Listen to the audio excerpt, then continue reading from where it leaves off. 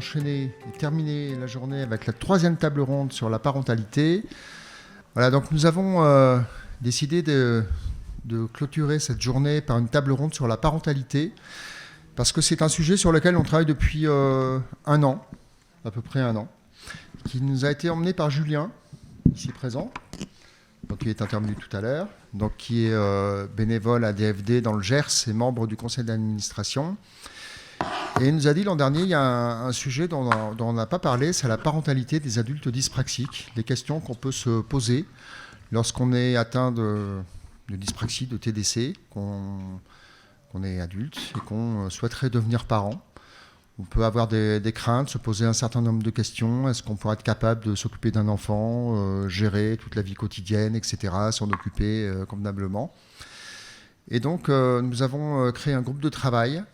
Et ce groupe de travail a décidé de faire une enquête. On aime bien faire des enquêtes à DFD, mais c'est certainement la meilleure façon d'amorcer un sujet. Donc cette enquête a été en ligne de l'automne 2023 il y a quelques jours. On l'a terminée il y a quelques jours. Donc avec un certain nombre de questions qu'on a posées sur les personnes qui sont parents, qui envisagent de devenir parents, qui ont renoncé de devenir parents. Donc avec un certain nombre de questions qui ont été posées, éventuellement les aides dont elles pourraient ou auraient pu avoir besoin. Donc c'est pas un aboutissement, évidemment, c'est une étape aujourd'hui. Et puis à la suite de cette journée, eh bien, nous allons nous réunir encore pour travailler maintenant sur les suites à donner à cette enquête. Parce que faire une enquête faire une enquête, c'est bien, mais c'est mieux d'aller plus loin. Donc ça va être le travail qu'on va faire aujourd'hui. Donc pour cette table ronde, donc toujours animée par Elvire, que je ne vous présente plus, avec la présence de Romain, que je ne vous présente plus, à moins qu'il nous donne un nouveau nom. Nous avons Émilie Guibert à côté d'Elvire, qui se présentera mieux tout à l'heure. Laura Barthes à côté. Donc Émilie nous vient de Normandie. Laura nous vient de Marseille. Et donc Julien, qui nous vient du Gers. Mais je te laisse la parole, Elvire. Donc, rebonjour à tous. Pas de vidéo, d'ouverture de témoignage. Ils sont tous là pour ça. Donc, on a 1 heure de temps, en revanche, donc c'est un peu plus court. On va vous présenter donc les résultats de l'étude et chacun va pouvoir aussi témoigner de son propre vécu en tant que dyspraxique pour Julien, Laura et Émilie, avec des parcours différents. Je voulais insister sur le fait que pour cette table ronde, Laura, qui est présente, a beaucoup travaillé. C'est elle qui a piloté, donc je vais la remercier. Voilà. C'est elle qui a... Donc juste pour qu'on comprenne bien l'enjeu, il a charge pour elle, enfin le groupe mais en particulier Laura, donc elle a bâti quand même le questionnaire, le premier squelette, il y a eu des allers-retours et c'est elle qui a synthétisé les données. Et après, moi, j'ai mis en forme, en gros, et j'ai sorti quelques chiffres clés. Mais voilà, donc l'étude sera sur le site de DFD dans la globalité. La compte tenu du temps, on a extrait quelques slides. Donc, Laura, tu peux autant prendre la parole que moi sur le sujet. Voilà, je voulais le préciser. Donc, je veux bien que vous vous représentiez, que vous expliquiez vos parcours, peut-être de manière un peu concise, parce que je sais qu'on aura l'occasion d'en reparler. Donc Julien, je sais que c'est pas, je veux bien que tu démarres, si ça ne t'embête pas. Merci. Je verrai après ça. Vas-y. Bonjour. Oui, donc moi, Julien, donc j'ai 35 ans. Donc je suis bénévole à DFD et voilà, j'ai été en couple pendant quelques années. Voilà, donc le fait est que je me suis posé cette question. Il y avait beaucoup de craintes et je me suis rendu compte que, en échange avec beaucoup d'adultes dyspraxiques, d'autres adultes dyspraxiques, que c'était une crainte qui était partagée. Même pour aller plus loin, qu'il y en a certains, ils limitent être en couple, c'était pas forcément évident pour tous, et que quand ils étaient en couple, ils avaient vraiment, moi je la partageais aussi, des craintes. Sur la sécurité du bébé, sur le fait de ne pas être à la hauteur, sur l'impact de l'enfant et du couple par rapport à la gestion, la fatigue et les tensions que ça pouvait procurer. Et voilà, donc j'avais lancé un peu cette idée-là. Voilà. Le fait est que... Voilà. Bon, Romain alors. Ouais, Ok. tiens, Romain. Merci. Je vais pas me représenter, mais peut-être le lien avec la parentalité pour l'ergothérapie et par rapport à moi aussi. En tant qu'ergothérapeute, on accompagne des parents, des jeunes parents, alors en situation de handicap ou pas, pour effectivement participer pleinement à leur parentalité, donc pouvoir avoir les rôles qu'ils souhaitent avoir et pouvoir faire les activités qu'ils souhaitent faire avec leurs enfants. Alors, on pourrait avoir tendance à penser que c'est juste les activités qui concernent la petite enfance, mais ça va bien au-delà de tout ça. On verra tout à l'heure dans l'enquête que vous avez pris en compte l'aide aux devoirs, l'accompagnement des ados, tout ça. Donc, il y a des enjeux autour de ces questions. Et aussi dire tout de suite qu'il y a un vrai déficit de connaissances dans la littérature scientifique. Actuellement, il n'y a pas de connaissances sur ce que le TDC provoque chez les parents. On ne sait pas expliquer encore vraiment bien si ça a une incidence, si ça n'en a pas, définir les choses de manière un peu structurée. Donc ça fait partie des enjeux, et c'est un vrai sujet par contre qui concerne beaucoup de monde, donc c'est important qu'on puisse en parler effectivement. Laura. Ouais. Vous m'entendez ? Oui. Donc moi c'est Laura, donc je suis adulte dyspraxique, j'ai 32 ans, bientôt. Je n'ai pas encore d'enfant, mais la question se pose. Je suis en couple, c'est un projet de vie qu'on a. Et c'est vrai que quand les questions ont commencé à se poser, moi depuis l'adolescence, j'ai des neveux, j'ai des nièces, voilà, et je me suis toujours trouvée un peu gauche dans le fait de devoir m'occuper de mes neveux, mes nièces. Mince, faut changer la couche, comment on fait ? Ça a l'air vachement compliqué tout ça, etc., etc. Et puis, je me suis un petit peu projetée sur cette vie de parent et je me suis dit comment je vais faire, parce que des fois j'ai du mal à m'occuper de moi-même. Comment je peux faire pour m'occuper d'un enfant ? Et surtout, j'avais le modèle de mes parents qui, eux, ne sont pas dyspraxiques. Et je me suis dit comment je vais faire pour y arriver aussi bien qu'eux. Voilà. Donc j'avais un petit peu ce côté challenge de me dire mince, est-ce que je vais arriver à faire aussi bien ? Et donc voilà, j'ai rencontré DFD par d'autres biais, et puis je me suis un peu intéressée à la question et je me suis dit les études c'est fait, le permis de conduire c'est fait, la parentalité c'est pas encore fait, donc on va s'investir dans ce groupe de travail. Voilà. Ok, merci Émilie. Donc moi je m'appelle Émilie, j'ai 53 ans, j'ai découvert le mot dyspraxie il y a 7 ans. Quand mon fils a été lui-même détecté, et quand on m'a expliqué ce que c'était, j'ai fait il est comme moi, et tout ce qu'il me disait, je disais c'est normal, il est comme moi. Voilà. Donc évidemment pour moi ça a été un choc pour moi-même, puisque j'ai fait aussi les tests qui sont pas faciles pour les adultes à trouver, des professionnels qui aident à confirmer, et je l'ai fait. Et en fait, quand j'ai reçu l'enquête sur la parentalité, je me suis dit, mais je m'étais jamais posé la question. Et ça m'a aidé aussi à comprendre, c'est pour ça, on en parlera plus tard, mais il y a eu quand même... je m'étais rendu compte que la dyspraxie avait eu un impact dans mon travail, dans ma vie personnelle, surtout, à la limite sur ma vie personnelle que professionnelle, parce que professionnelle, je pense que j'avais trouvé des compensations. Et j'avais beaucoup de complexes autour de ça. Et du coup, ça m'a enlevé encore des complexes sur la parentalité. Et je me dis aujourd'hui que, voilà, après, je ne le savais pas quand j'ai été maman. Et donc, j'ai une fille qui a 25 ans et un fils qui a 16 ans. Ok, parfait. Donc, on va dérouler les résultats de l'enquête sur le profil des adultes dyspraxiques. Donc, on a une centaine de répondants. Oui. Je me rappelle. 95 exactement. Merci, ouais. 80, donc on a 95 répondants. On enverra les slides, je pense, parce que je vois que des gens font des photos.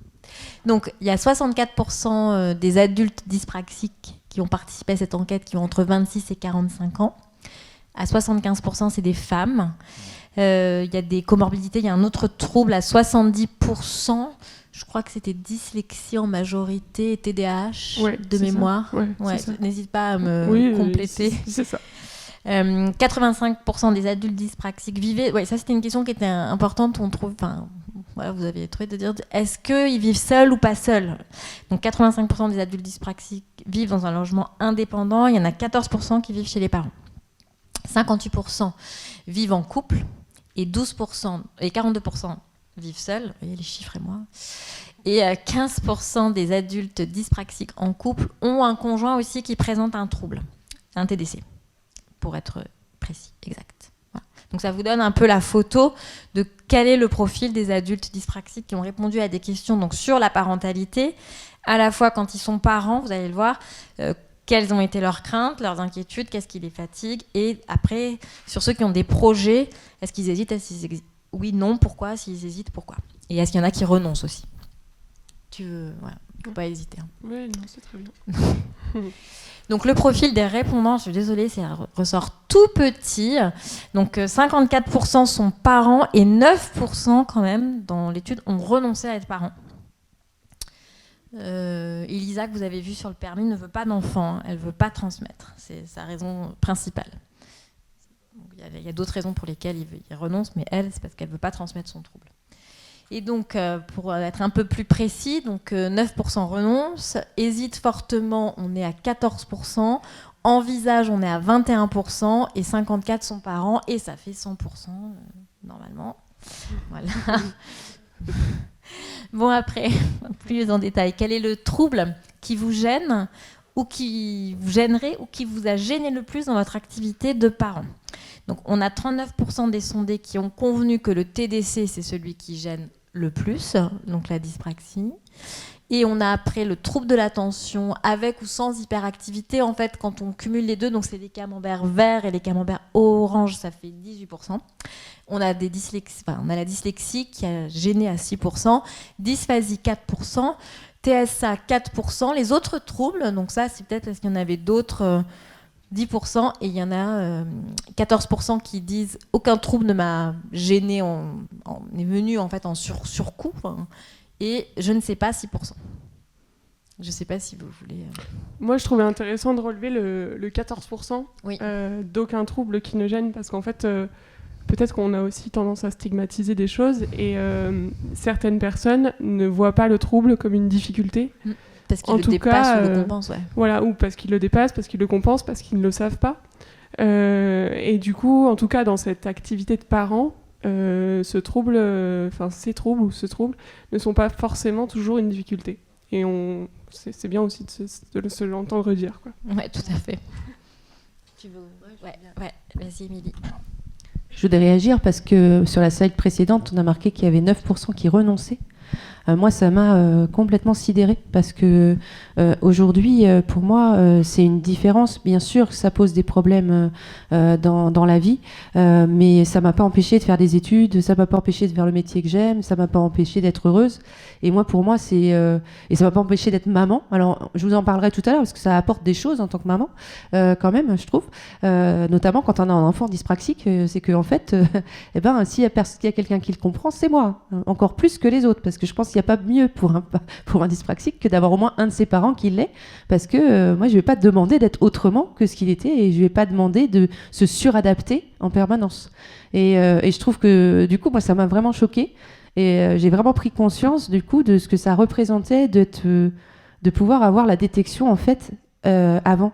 Parce que moi, je me disais toujours que je n'avais pas eu de chance de ne pas être détectée avant, et je me suis dit, est-ce que j'aurais fait tout ça?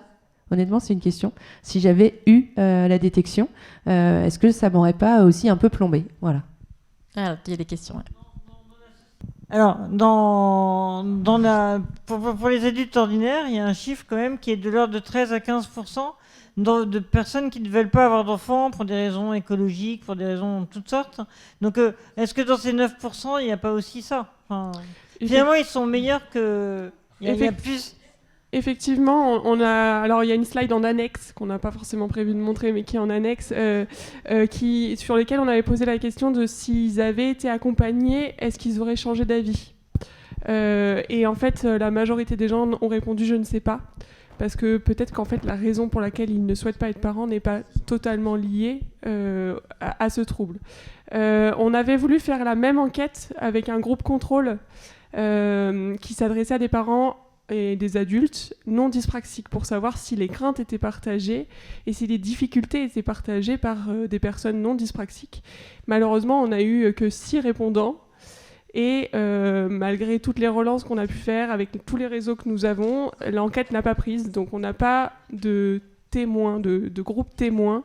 Mais pour en avoir parlé au niveau entourage, tout le monde nous dit « Ah oui, mais de toute façon, être parent, c'est difficile, c'est fatigant. » etc.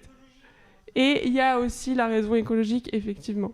Mais tout ça pour dire que les 9% on renonce à devenir parent, il y a une raison trouble, mais pas que. Et aussi pour compléter, on a quand même 75% des répondants qui sont des femmes, donc c'est aussi lié, j'imagine, au profil d'adhérents, d'adhésion, mais le trouble TDC relève plutôt et plus masculin dans les statistiques, enfin, je parle sous ton contrôle, Vincent, que féminin. 2 points. 2 pour 1, voilà, c'est ça. 2 hommes pour une femme, ouais. Donc, bon, bref. C'est assez marrant parce que là, c'est inversé sur. Oui, c'est ça, c'est ce qu'on. Mais même là. Ah oui, là, mais moi je suis pas dyspraxique. Moi je suis pas dyspraxique. Non, mais je veux dire 2, hein. Parce que tu parles, écoute. Non. Et c'est 2 pour 1 détecté ou c'est 2 pour 1 en réalité Ah ben non, détecté. Enfin, parce qu'il y a beaucoup de filles qui. Ben non, Alors, on ça, ne jamais les chiffres. Ça, c'est un grand débat, mais comment sont représentées les femmes dans le TDC? Il y a des auteurs qui définissent le TDC au féminin, avec une symptomatologie différente de chez l'homme, et qui questionnent aussi nos représentations, vos représentations dans la société. C'est-à-dire que être une jeune fille maladroite en 2024, c'est encore moins grave pour la société qu'être un jeune homme maladroit. Et là, c'est chacun de nous qui doit se questionner là-dessus. Et quand on consulte un médecin ou un professionnel de santé, c'est aussi des représentations que nous avons malheureusement en tant que professionnels de santé et qui doivent être questionnées. Enfin, c'est des biais cognitifs. Exactement. Qu'il faut casser. Pardon ? Oui. Et sociologique, ouais, ça, c'est sûr. Alors, on avance. Donc les principales, donc ça je l'ai fait. Les résultats du sondage. Donc les principales difficultés des parents dyspraxiques. Donc la question était: dans quel domaine éprouvez-vous ou avez-vous éprouvé des difficultés pour vous occuper de votre enfant dans la vie quotidienne? Les principales difficultés, donc il y avait beaucoup d'items, c'est la gestion de la fatigue à 31% et la gestion des papiers, de l'administratif à 27%. Après, on avait posé aussi comme question faire les courses, faire à manger, faire le ménage, s'occuper du linge et la gestion du temps. Et là, ça ressortait quand même moins nettement. Donc, alors, juste, je ne sais pas si vous lisez, mais en rouge et en jaune, c'est la réponse, c'est constamment ou souvent. En vert et en bleu, c'est non, jamais, je suis pas concernée ou rarement ou parfois. Voilà, pour que vous voyez. Donc là où ça c'est très fort, c'est gestion du temps, les papiers, gestion de la fatigue, où là c'est quand même constamment ou souvent que les difficultés émergent. Voilà. Après, les principales difficultés, donc toujours pour des parents donc dyspraxiques, dans les activités de loisirs. On avait posé aussi la question sur l'école, mais on trouvait que c'était intéressant de voir que c'était pas que l'école. En fait, on pense enfin moins vous peut-être, mais souvent on pense à l'école, on pense aux apprentissages et on oublie aussi la répercussion. Enfin, là, il y a un public averti, mais on peut oublier la répercussion dans la vie à la maison. Et donc là, la question, c'était la même question, mais activité de loisirs. Les principales difficultés, donc on retrouve la gestion de la fatigue, et il y avait les activités de bricolage qui émergeaient à 22%. Et il y avait également ce qui émergeait, Oui, le dessin. Le dessin aussi, tout à fait.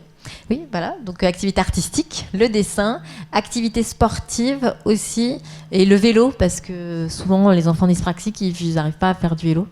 Et quand tu es un adulte, tu sais toujours pas faire du vélo. Ouais, tu veux ? Mon fils, il a réussi et c'était magnifique à faire du vélo à 13 ans. Et c'est sûr que j'ai pleuré même comme s'il avait marché, parce que je pense qu'on n'y arriverait pas. Et c'est sûr que moi, j'étais incapable de l'aider pour ça. J'ai pu l'aider pour plein d'autres choses, pas pour les dessins non plus. Et en fait, ce qui est marrant quand je vois cette étude-là, c'est que le fait de ne pas le savoir, moi, la fatigue, j'ai jamais attribué à ça, puisque pour moi, c'était pas un facteur de fatigue. Alors pourtant, mon corps me l'a rappelé plein de fois, mais par contre, moi, j'ai vraiment eu des problèmes de gestion du temps, des plannings, de charge mentale, de planification, d'organisation. Et en même temps, ce que je disais quand on a préparé la table ronde, c'est que mes enfants sont extrêmement autonomes, parce qu'ils ne comptent pas sur leur mère pour ça. Voilà. Voilà. Et franchement, c'est génial. Enfin, franchement, ils sont tous les deux autonomes. Mon fils, il a un TSA et il fait son linge à 16 ans. Voilà. Donc, c'est aussi pour dire que malgré tout, on s'adapte. Quand on s'aime, quand on est dans une famille et quand on a envie d'être heureux et envie que tout se passe bien, on fait aussi plein de choses. Voilà. Est-ce que tu veux, parce qu'après... Enfin, vas-y Laura, pardon. Non, je voulais juste rebondir sur le vélo. C'était juste un témoignage à titre personnel. Moi, j'ai énormément de difficultés à conduire. J'ai pas rebondi sur le permis de conduire. Mais du coup, je me déplace qu'à vélo. Donc, c'est aussi possible d'être très à l'aise à vélo quand on est dyspraxique. Et je pense que pour le coup, à l'apprentissage à faire du vélo pour mon enfant plus tard, je serais assez bien positionnée. Ouais, vas-y Julien. Ouais, en fait, tout ça me fait penser à un truc, c'est que en fait, on est tous singuliers. Et quand on dit, ce que je vais essayer de pas encore lâcher l'attention, mais ce que je veux dire, c'est que c'est intéressant d'être un parent dyspraxique. Parce que ça, j'ai du mal à l'exprimer ce truc, mais je crois que je l'ai maintenant. Parce que c'est intéressant ce que tu as dit. C'est intéressant d'être un parent dyspraxique. Et ça lui apporte une aide. Enfin, ça, c'est mon point de vue. Hein. Quand tu es dyspraxique, effectivement, et ça dépend de la dyspraxie et de l'enfant et de ses moyens de compensation, et du parent. Et là où c'est intéressant, c'est quand la difficulté en elle-même, tu as réussi à la compenser. Et là où on peut avoir l'intervention d'un professionnel, etc., c'est quand tu n'y arrives pas. C'est-à-dire qu'avoir un parent, je dis un parent aveugle, alors je peux faire un parallèle, qui est aveugle, mais qui a réussi à trouver des compensations de se déplacer dans l'appartement, et je fais un parallèle, hein, excusez-moi, mais j'essaie de... Et qui est un enfant aveugle, et il va pouvoir lui apprendre ses moyens de compensation. Tandis que là, où on peut avoir, un souci, c'est quand il est aveugle, et il y en a qui n'y arrivent pas. Et là, on peut faire venir le professionnel. Je ne sais pas si vous voyez ce que je veux dire. C'est-à-dire, c'est assez... c'est dans ce sens-là, c'est-à-dire que... Alors, je prends des guillemets parce que je ne suis pas papa. Mais voilà, je pense que le côté être parent dyspraxique, ça peut être un très bon point positif. Enfin voilà, faut bien doser et ça dépend vraiment du profil du parent et de ses propres moyens de compensation, mais aussi de celui de l'enfant. Voilà. J'espère que...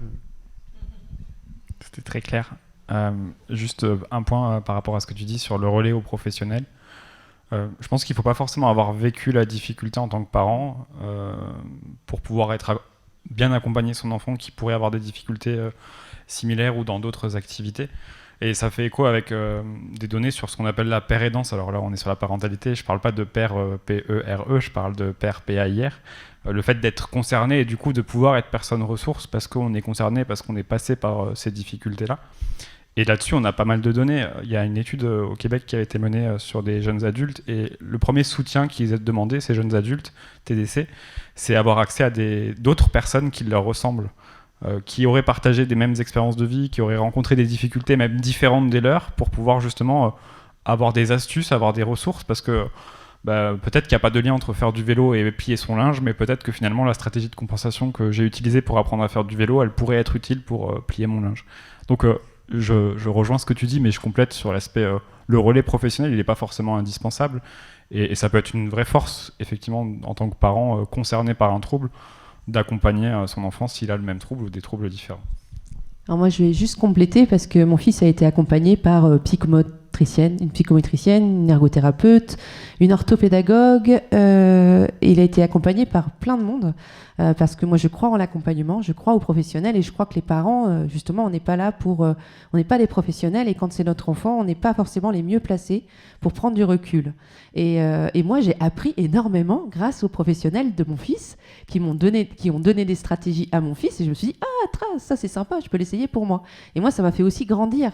Donc même des choses que je ne compensais pas forcément avant dans le reste de ma vie, je les ai apprises parce que mon fils a été accompagné par des professionnels et c'est pour ça que c'est hyper important. Et rester tout seul comme parent avec les problématiques comme ça, je trouve que c'est vraiment une erreur, même si malgré tout, malheureusement, il n'y a peut-être pas forcément toujours assez de professionnels, parfois c'est long. Par contre, ça vaut vraiment le coup et surtout, ça décharge le parent d'une culpabilité. Et ça, c'est une vraie problématique d'estime de soi pour le parent et pour l'enfant. Émilie, je veux bien que tu témoignes parce qu'après, on passe sur ceux qui hésitent, Ouais. de ton parcours justement en tant que maman dyspraxique, avec Ouais. des enfants aussi qui présentent des troubles. Ouais, donc ma fille, pour l'instant, a priori, elle en a pas, mais je pense que si. Mais voilà, ma fille est professeure des écoles aujourd'hui, quand même. Elle a 25 ans et c'est un choix de vie. Elle a vraiment fait ce choix professionnel parce que moi, j'ai toujours pensé que le métier, et je pense que j'ai un petit coup de TDA aussi, c'est qu'il faut aimer son métier pour le faire bien. Et j'ai toujours voulu que mes enfants fassent un métier qu'ils aiment. Et ma fille, elle fait ce métier qu'elle aime. Et en fait, moi, ce qui me posait problème, c'était plutôt d'organiser le planning, de faire les courses, de faire le ménage. Parce que moi, c'est un problème que j'ai rencontré et que je rencontre toujours. C'est que c'est extrêmement compliqué pour moi d'avoir une vie de femme au travail. En fait, disons que la charge mentale sur les femmes qui travaillent et qui ont un poste de cadre, comme c'était mon cas, était encore renforcée, je pense, par ce trouble, ce TDC, qui faisait que du coup, c'était encore plus compliqué pour moi de ne pas oublier le sac de sport. Pour moi, ce que je me rappelle, c'est ça, d'arriver à l'arrache à l'école. Pour ça que ma fille est allée voir le spectacle de Florence Foresti. Elle m'avait fait « Ah, ma mère, c'est Florence Foresti. Elle arrive à l'arrache à l'école, elle n'est pas habillée, elle n'est pas maquillée, elle n'est même pas lavée. » Voilà. Donc, non, mais c'est vrai. Enfin, c'est comme ça. Ma vie, c'était ça. Et après, j'ai lâché prise sur le fait que j'allais pas être la maman parfaite qui allait arriver à l'heure avec le goûter. Voilà. Enfin, je veux dire, en fait, c'est ça que moi j'ai lâché là-dessus. Et je me suis dit, le plus important pour mon enfant, pour mes enfants, c'est pas d'avoir la maman parfaite, c'est d'avoir une maman qui les écoute, qui est là pour les réconforter et qui les aime comme ils sont. Et je pense que moi, c'est ça. Enfin, je veux dire, c'est pas. C'était très loin des représentations des autres, peut-être maman ou des autres personnes autour de moi. Ça me complexait terriblement. Mais qu'est-ce que je suis heureuse aujourd'hui d'avoir fait ça, parce que quand je vois mes enfants aujourd'hui, malgré les difficultés qu'ils peuvent rencontrer, ils sont armés, puis ils ont un amour. Ils savent qu'ils sont aimés. Et je pense que c'est le plus important. Et toi, tu parlais des difficultés que tu avais rencontrées sur la fatigue, donc tu as eu un diagnostic tardif en fait. Ah oui, un diagnostic tardif. Après, j'ai été opérée des canaux carpiens à 35 ans. Je pense que voilà, en fait, j'ai tout compensé quand j'étais. En fait, j'ai fait une scolarité normale à la main, avec des dissertations qui faisaient des pages et des pages. On m'accusait d'être trop synthétique. J'écrivais très mal. Quand j'étais au collège, j'ai été traumatisée par une prof de dessin qui m'a dit que j'arrivais pas à mélanger ma peinture et que j'étais nulle et que je ferais jamais rien. Voilà, aujourd'hui je peins quand même. Je dessine pas parce que je sais pas bien dessiner, mais par contre je peins avec des grands mouvements, je fais des toiles, je danse à ma façon, je fais plein de choses à ma façon et je trouve que c'est formidable en fait. Et vraiment le fait d'être détectée m'a permis de m'autoriser à faire ça. Parce que moi, j'étais hyper complexée de ne pas arriver à gommer sans arracher la feuille, de ne pas arriver à dessiner sans dépasser, de ne pas arriver à pas avoir des taches de stylo tous les jours sur les doigts, de ne pas arriver à faire un trait avec une règle sans que ça dérape. Voilà, ça, c'était ma vie. Et en fait, quand j'ai commencé à bosser, j'ai d'abord été commerciale. J'ai fait une école de commerce sur concours, pour revenir à la table ronde de ce matin.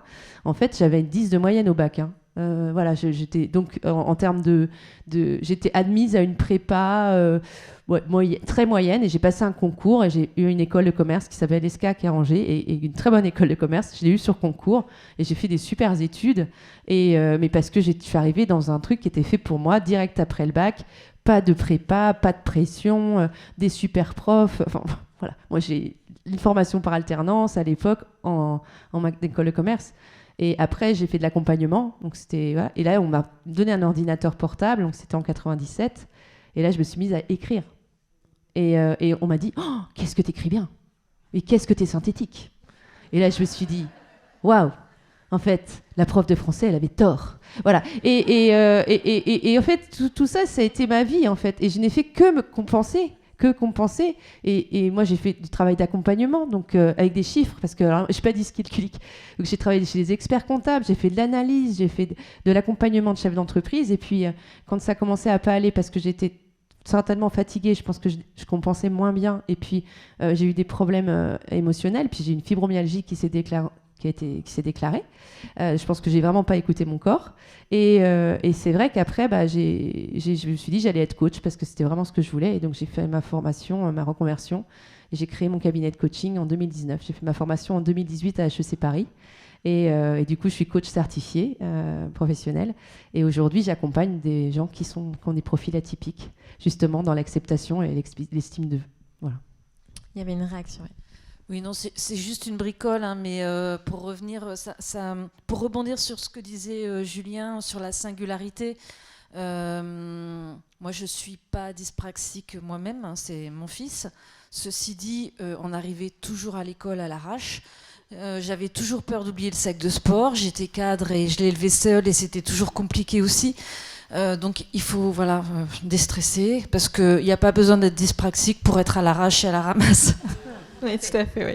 Tout à fait, mais ça peut expliquer. C'était une bonne excuse pour moi en fait. Merci de me la zapper. Oui, bien sûr, vas-y.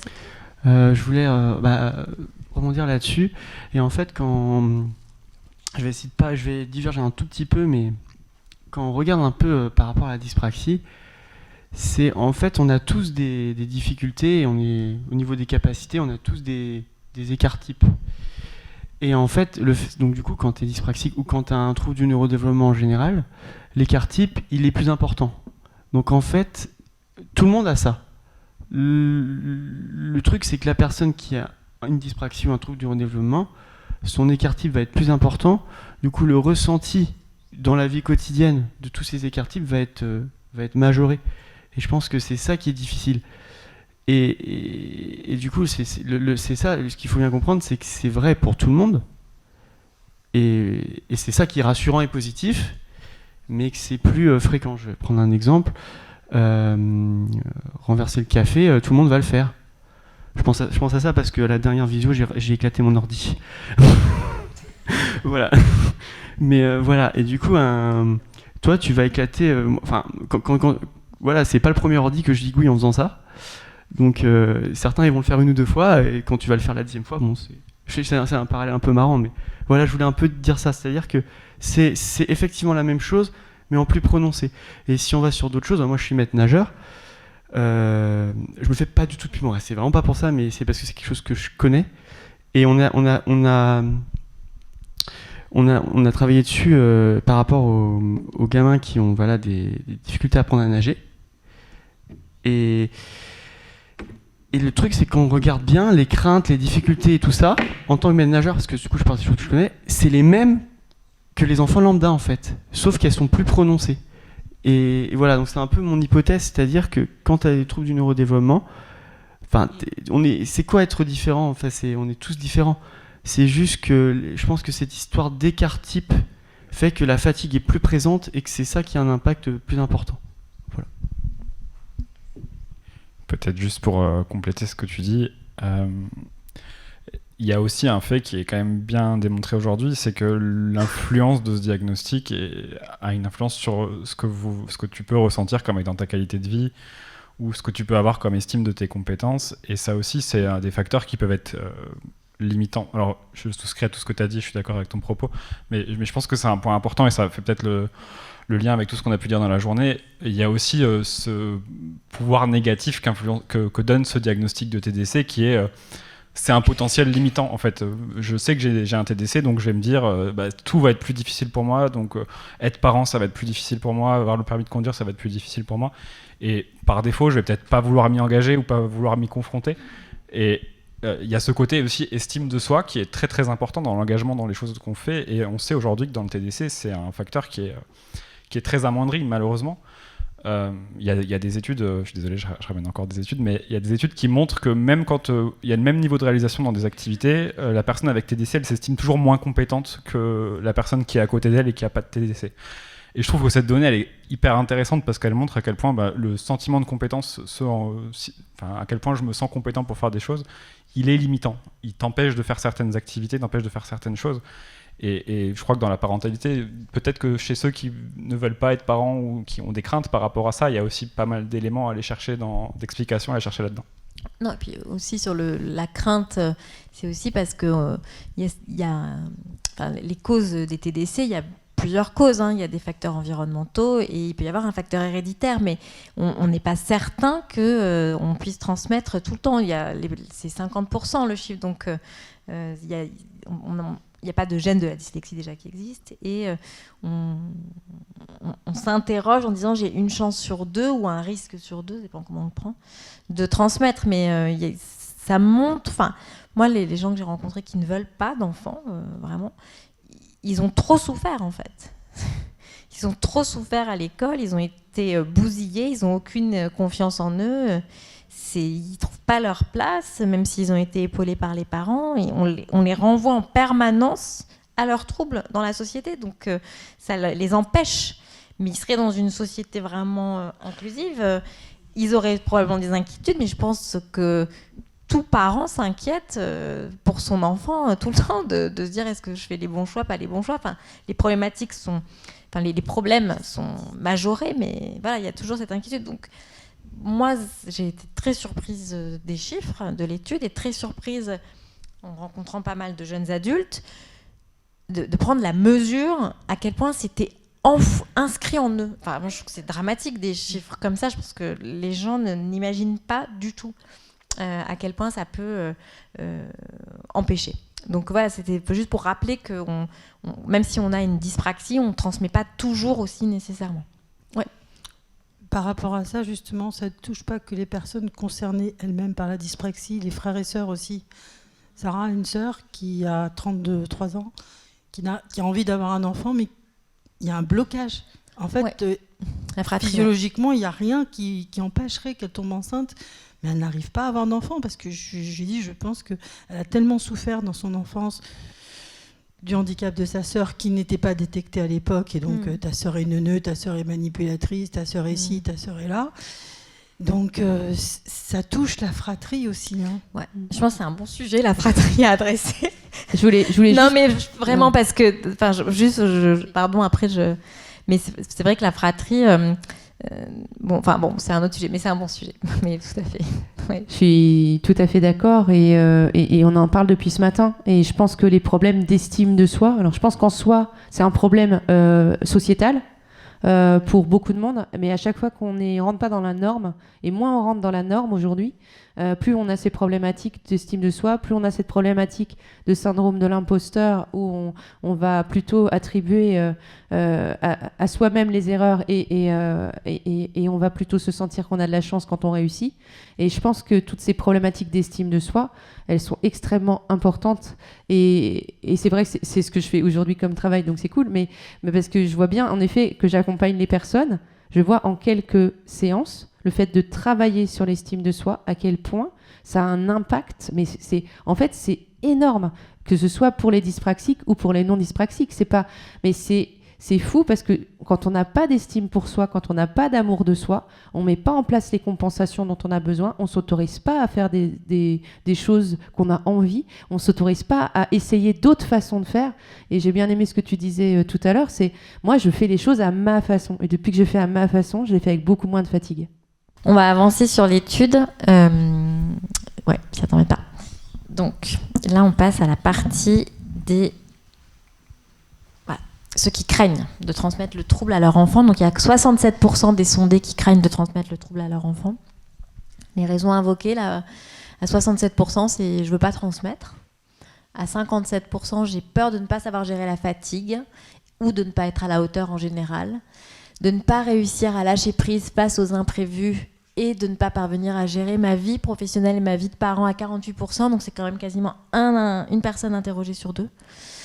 Et crainte de ne pas réussir à suivre et à aider mon enfant dans sa scolarité à 29%, dans les activités à 19%, être considéré comme incapable de m'occuper de mon enfant correctement à 14%, et il y a 10% quand même qui n'ont pas de crainte. Alors je ne sais pas si tu voulais réagir. C'était juste une précision. Là, on est sur le profil de personnes qui hésitent, mais qui envisagent plutôt. Oui. Pas sur... voilà, ils envisagent, mais malgré tout, il y a des craintes. Voilà. Il y a quand même un côté positif, une envie d'avoir un enfant. Et donc voilà, après, c'est des craintes qui sont partagées. Cette question était à multi-réponses. Donc il n'y a pas qu'une seule crainte, c'était pas une seule crainte, c'était plusieurs craintes évoquées par plusieurs personnes. Et la crainte la plus partagée, c'est celle de transmettre le trouble, effectivement. Après, on revient aussi sur le côté imprévu. J'ai été soulagée de comprendre aujourd'hui que je n'étais pas la seule à stresser face aux imprévus. Et tout le monde me dit, oui, de toute façon, quand tu seras maman, un enfant, c'est un imprévu. Voilà. Mais du coup, je me dis que c'est peut-être la solution pour m'aider à accepter les imprévus. Alors en fait, ça c'est une de mes clés, c'est l'imprévu est la seule chose prévisible. C'est ça. Donc, non mais on revient sur le côté imprévu, et je pense que en fait, quand on envisage de devenir parent, on envisage de faire quelque chose qu'on n'a jamais fait.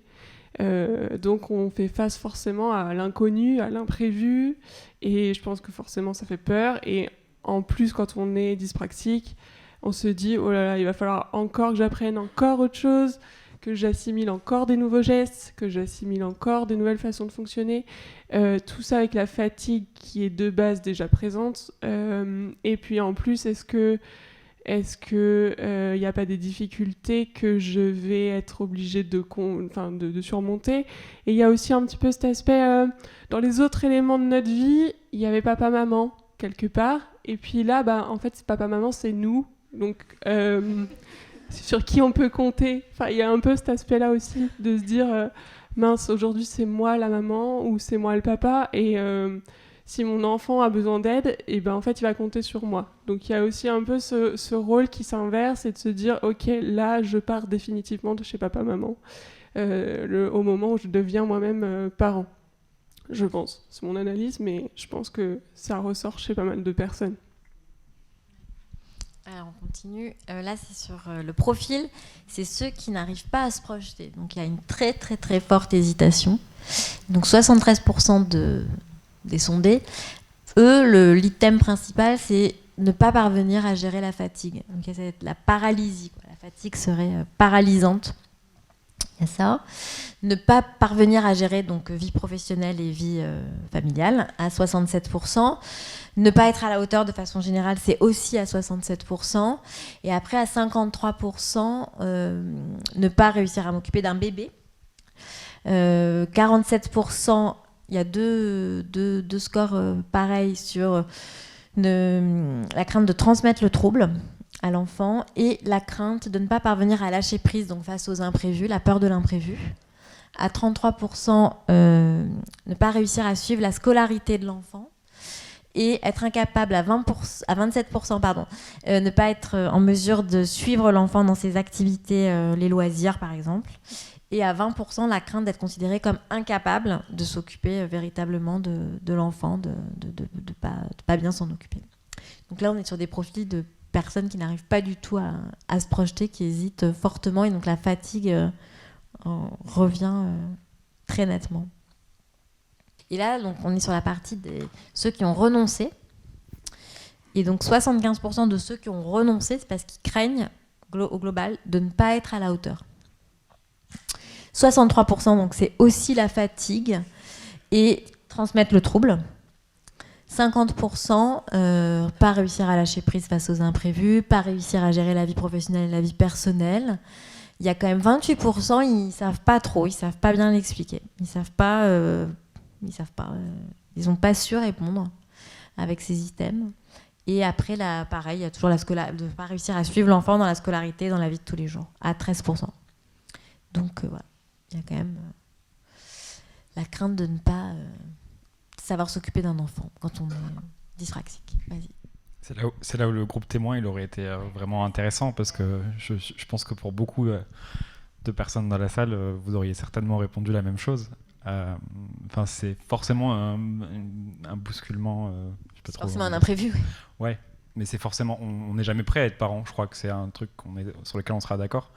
Et on pense tous, et sur les évaluations sur le sentiment de compétence parentale, elles sont assez intéressantes, parce que on cherche à faire valider des évaluations sur le sentiment de compétence parentale, sauf qu'on se rend bien compte qu'il n'y a pas un bon sentiment de compétence parentale. Tous les parents se sentent incapables ou incompétents, alors qu'ils ne le sont pas, on est bien d'accord, mais c'est un ressenti que tous les parents ont. Alors des parents qui se projettent sur une parentalité, c'est plutôt...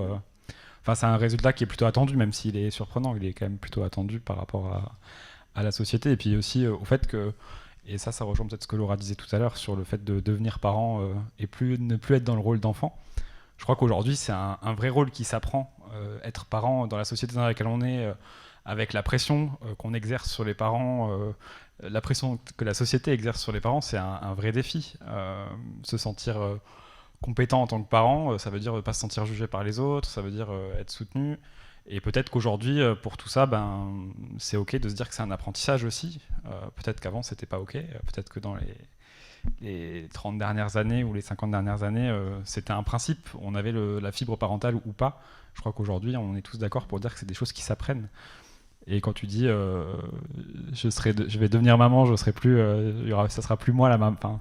Mes parents ne seront plus là pour soutenir. Je pense que si, ils seront toujours là pour soutenir. Tu changes de rôle, mais leur rôle à eux ne change pas. Oui, je pense que malgré le fait d'être conscient de tout ça, la question se pose, c'est juste qu'on se sent responsable de quelqu'un d'autre que nous-mêmes. Donc après, il y a cet aspect-là. Je pense qu'il y a aussi l'aspect, on est conscient qu'on fait faire face forcément à des moments difficiles, forcément à des moments où on va se remettre en question. Et pour des personnes qui sont dyspraxiques, la difficulté, la marche à monter, elle est plus haute que peut-être pour certains d'autres parents, et en fait des fois on est juste fatigué en fait de devoir encore faire un effort supplémentaire, et je pense que ça peut décourager certains de se dire ok, c'est pour tout le monde compliqué, sauf qu'en fait moi pour monter cette marche il va falloir que je prenne un mur d'escalade pendant que d'autres prendront les escalators, quoi. Il y a peut-être un truc comme ça de se dire oui, tout le monde peut y arriver, mais moi ça va prendre encore plus de temps. Aujourd'hui, j'ai 30 ans et je veux pas me sentir bien dans mon rôle de parent à 40 ans. Je veux me sentir bien dans mon rôle de parent au bout d'un an, 2 ans, 3 ans, 4 ans, peut-être presque comme tout le monde, quoi. Et là, je pense qu'il y a une histoire aussi de niveau d'exigence qu'on se donne, qu'on se met. Moi, je me suis longtemps mis un très haut niveau d'exigence, justement peut-être parce que j'arrivais pas à écrire correctement, ou parce que, et peut-être aussi c'est une des raisons, sans le savoir, sans avoir été la détection, moi je me sentais très incompétente par rapport aux autres. Pourquoi moi j'arrive pas à tirer un trait droit alors que ceux qui sont à côté y arrivent sans forcément parler détection? Et quand je suis devenue maman, mais pourquoi moi j'arrive pas à faire les courses, plus faire à manger, plus faire la lessive, plus faire la vaisselle, alors que mes copines elles y arrivent? Alors en fait tout le monde n'y arrive pas, j'ai compris après qu'en fait ça c'est une idée. Mais moi j'étais dans la même dynamique. En fait, moi, j'étais dans la dynamique, j'arrivais pas à comprendre que ma copine, elle me mentait, qu'en fait, c'était juste quand on venait. En fait, mais j'ai mis longtemps à comprendre ça. Mais parce que moi, c'était pas... Mais c'est vrai. Et après, j'ai compris qu'en fait, moi, je me mettais un niveau d'exigence qui était totalement démesuré par rapport à la réalité du fait d'être maman et du fait de ce qui se passait vraiment. Et que en effet, voilà, et que celle qui faisait à manger, en effet, elle bossait pas parfois 50 heures par semaine, ou peut-être que elle faisait pas en plus du yoga ou en plus du tennis comme je faisais. Enfin, voilà. Mais c'est pour dire que parfois on se met un niveau d'exigence en regardant les autres, et je pense que c'est d'autant plus vrai quand on a un TDC, parce que ça, on l'a vécu à l'école en permanence, quand on a vu à côté les copains qui y arrivaient. Et que nous, on n'arrive pas à... Voilà, je parle... Mais vraiment, moi, j'ai ce souvenir de la gomme, là, où... voilà. Et c'est vrai que ça m'est resté longtemps. Ça m'a permis de comprendre plus tard. Mais en même temps, ça m'a complexée. Et dès que je me retrouvais pas à la hauteur au niveau d'exigence, que ce soit en tant que maman ou en tant que femme à la maison, parce que je pense que dans le travail, je suis allée vers un truc où ça m'allait mieux. Et c'est vrai que c'est aussi ça, je pense. Il y a aussi un niveau d'exigence qu'on se met. Et je pense que quand on a des troubles 10 ou des troubles d'apprentissage, je pense que c'est très fort, le niveau d'exigence qu'on se met. Et du coup, je pense aussi que ça peut expliquer qu'ils ont peur de ne pas être à la hauteur. Parce qu'ils n'ont pas à la hauteur de leurs exigences en tant que parents et de ne pas se sentir des bons parents. Et je reviendrai à ce que tu as dit tout à l'heure pour la conduite. C'est qu'en fait, rien que de se poser la question, je trouve qu'on est des bons parents. Alors, ouais, on va se rejoindre...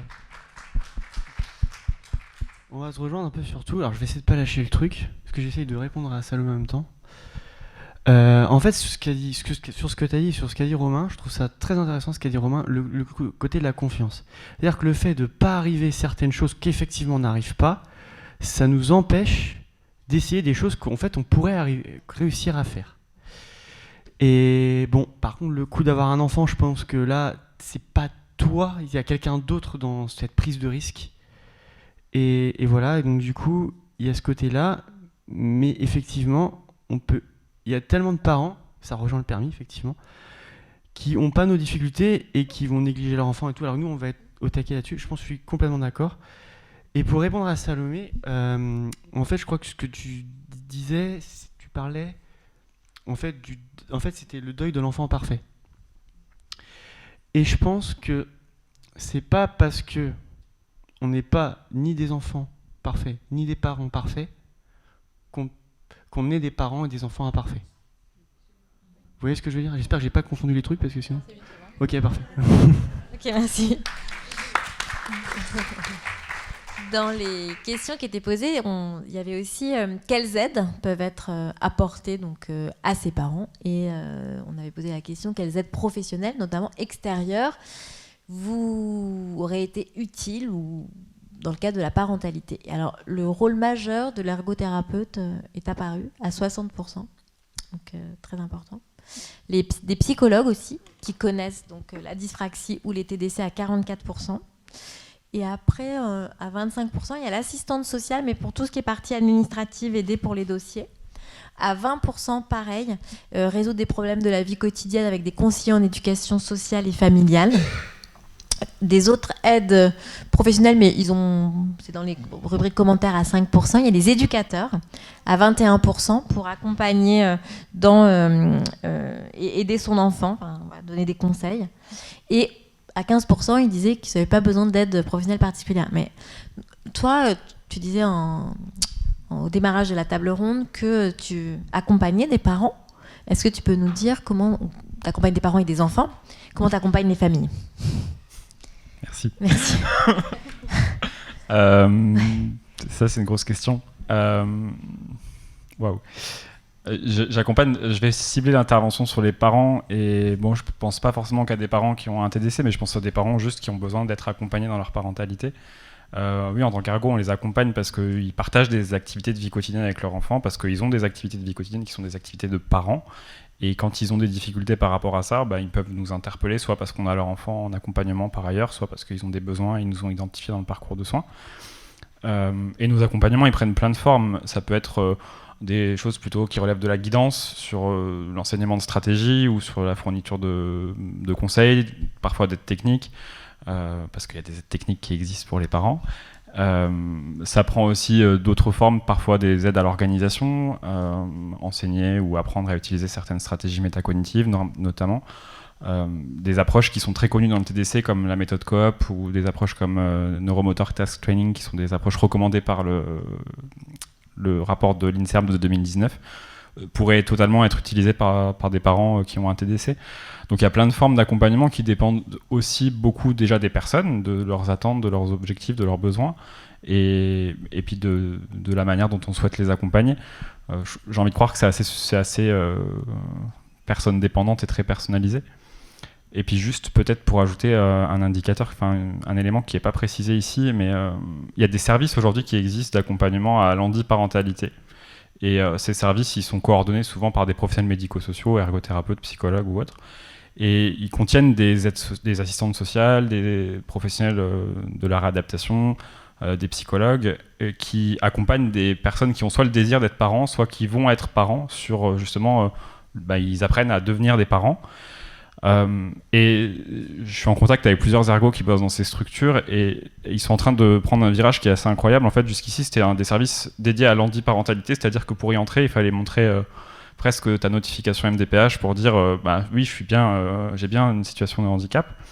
Et en fait, aujourd'hui, ils se rendent compte, alors c'est peut-être très naïf ce que je veux dire, mais que être parent, très souvent, ça concerne plus qu'une personne. Et c'est pas que des personnes qui sont en situation de handicap qui ont besoin d'accéder à ces services-là. Et donc, ils vont enlever la notion à handi dans parentalité. Et ça va être des services d'accompagnement à la parentalité. qui seront plus ouverts, moins larges, c'est-à-dire qu'il ne faudra pas montrer un handicap moteur pour y accéder. C'est juste des personnes qui se sentent dans le besoin d'apprendre à être parents, dans le besoin d'être accompagnés dans le fait d'être parents, qui pourront pousser la porte et être accompagnés par des professionnels. Et je crois que c'est aussi un élément qui est fondamental. Enfin, la plupart du temps, il y a 2 parents qui éduquent un enfant et on n'a pas tous les mêmes besoins, on n'a pas tous les mêmes difficultés, on a peut-être des craintes différentes et c'est ok d'être accompagné. Donc il y a ces services-là aussi qui existent et peut-être qu'il faudrait rajouter à la liste. Voilà.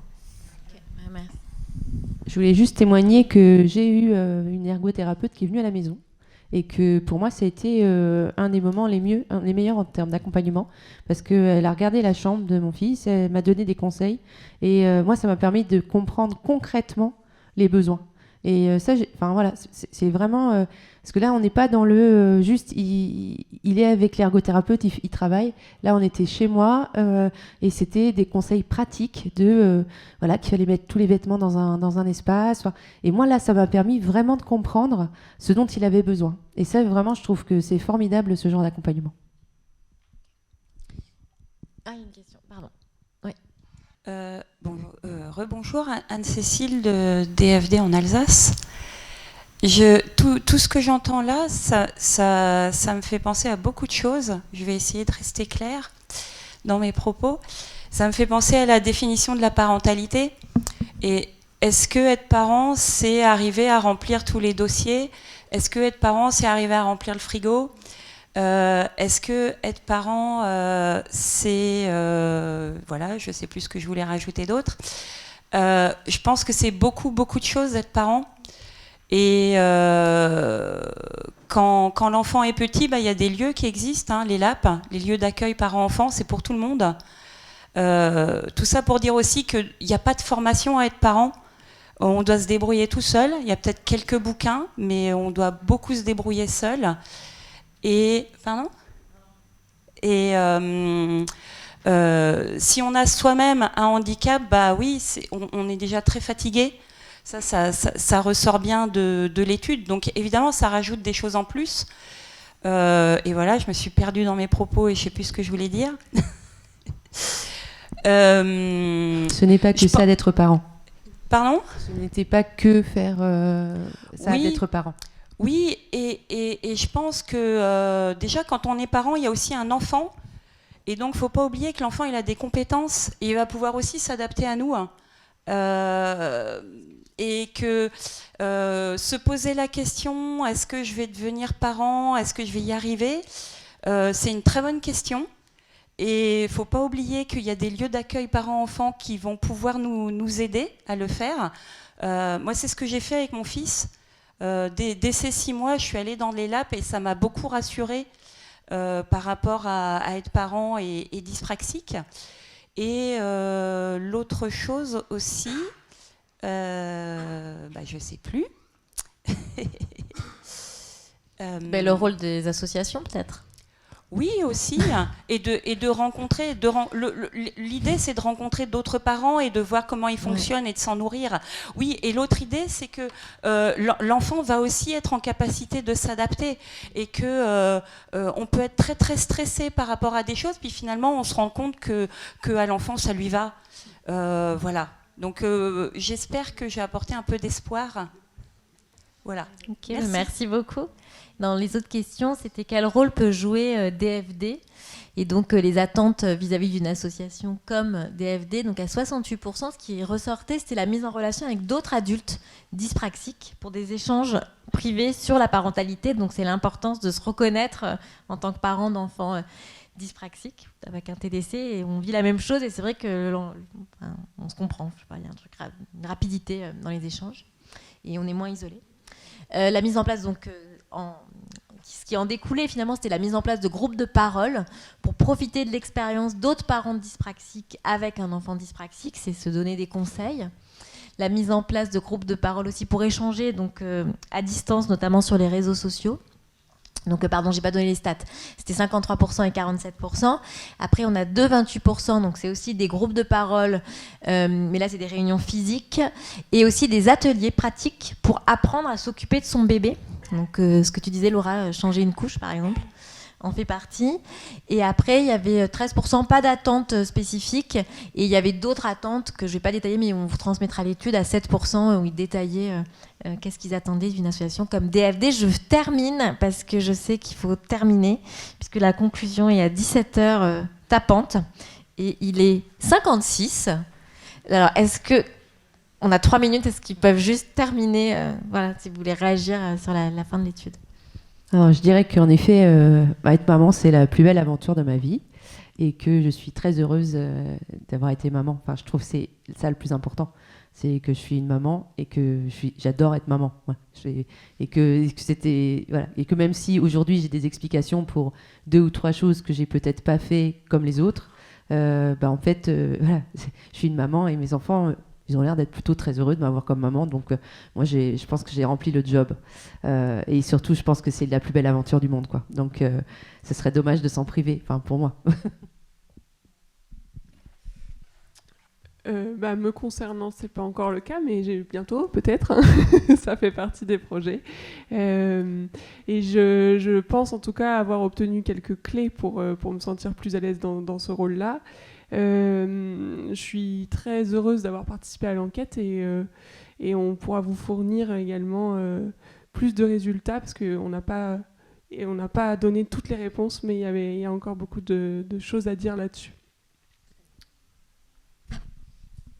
De mon côté, je vais rappeler le concept d'autodétermination, peut-être qui m'est cher, mais qui, pour moi, dans ce sujet-là, est aussi important. Alors, si on veut avoir des enfants, qu'on puisse y avoir accès, c'est fondamental, et que le chemin soit facilité, qu'il y ait des soutiens, c'est essentiel. Et à la fois, il ne faut pas que ça soit une injonction non plus, et donc qu'on reste dans le fait de le vouloir et de pouvoir le faire, c'est vraiment fondamental.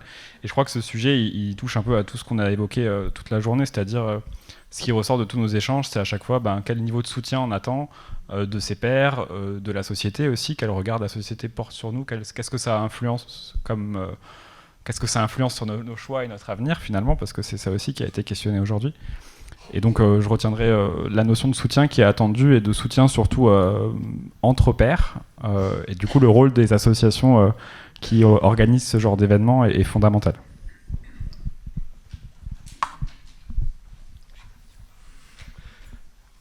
En tout cas, voilà, je voulais moi remercier ce groupe de travail.